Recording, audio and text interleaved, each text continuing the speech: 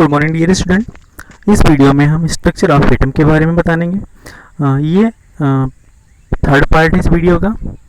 इससे पहले मैंने आपको इलेक्ट्रॉन एंड एटम्स के बारे में बताया था। इसमें हम आपको प्रोटॉन के बारे में बताएंगे। चलिए देखते हैं simple definition of proton. Proton की डेफिनेशन क्या होती है? The definition of proton is a particle with a positive charge that is in the nucleus of an atom. तो हम बताना चाहेंगे जो प्रोटॉन होता है वो एटम के अंदर, न्यूक्लियस के अंदर अवेलेबल होता है, जिसके ऊपर पॉजिटिव चार्ज होता है। फिर बात करते हैं प्रोटॉन के बारे में। प्रोटॉन को डिस्कवर किसने किया था, किसने इसकी खोज की थी? तो चलो देखते हैं। जैसा कि इसके नाम से पता चलता है कि यह पे ग्रीक वर्ड है और इसको सबसे पहले 1920 में अर्नेस्ट रदरफोर्ड ने डिस्कवर किया था, खोजा था। So in previous year, Rutherford has discovered that the hydrogen nucleus could be attracted from the nuclei of nitrogen by the atomic collision। तो इसको सबसे पहले ऑब्जर्व किया था अर्नेस्ट रदरफोर्ड ने। फिर देखते हैं why is proton important? Proton क्यों जरूरत, इसका रोल क्या होता है, क्या इसका फंक्शन होता है?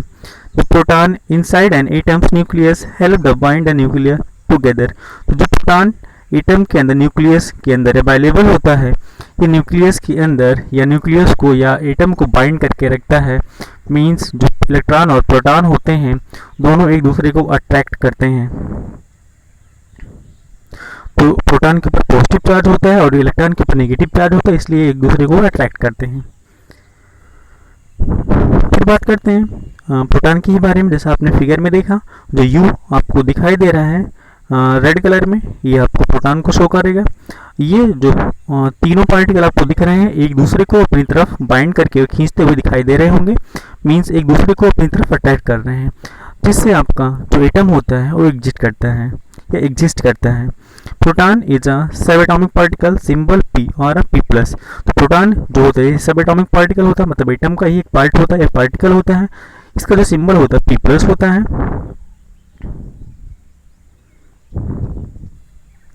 फिर क्लासिफिकेशन की बात करते हैं तो बैरियंस, कंपोजिशन, टू ऑफ क्वार्क। फिर अभी हम इसके नीचे देखते हैं सिंबल, जैसे मैंने बोला पी है, पी प्लस के हम स्टडी नोट करते हैं। और प्रोटॉन को जो एंटी पार्टिकल होता है वो एंटी प्रोटॉन होता है। और फिर डिस्कवरी की बात करें तो अर्नेस्ट गोल्डस्टीन ने 1886 में इसको ऑब्जर्व किया था और अर्नेस्ट रदरफोर्ड ने 1920 में इसकी डिस्कवरी की थी। तो मास देखते हैं, जो प्रोटॉन का मास होता है वो 1.672 एंड सो ऑन × 10⁻27 किलोग्राम होता है। फिर हम बात करते हैं न्यूट्रॉन की। देखते हैं सिंपल डेफिनेशन ऑफ न्यूट्रॉन। तो देखते हैं न्यूट्रॉन क्या होता है। न्यूट्रॉन इज ऑल्सो अ सब atomic particles, it found in the centre of the atom that is in nucleus. ये न्यूक्लियस के अंदर अवेलेबल होता है। और जो न्यूट्रॉन होता है इसके ऊपर कोई भी चार्ज नहीं होता, ये न्यूट्रल होता है और ये न्यूक्लियस के अंदर प्रोटॉन के साथ अवेलेबल होता, मौजूद होता है। तो देखते हैं न्यूट्रॉन की खोज किसने की थी। तो न्यूट्रॉन को सबसे पहले जेम्स चैडविक ने डिस्कवर किया था 1932 में। तो एक इंग्लिश फिजिसिस्ट थे जेम्स चैडविक, इन्होंने न्यूट्रॉन की खोज की थी 1932 में।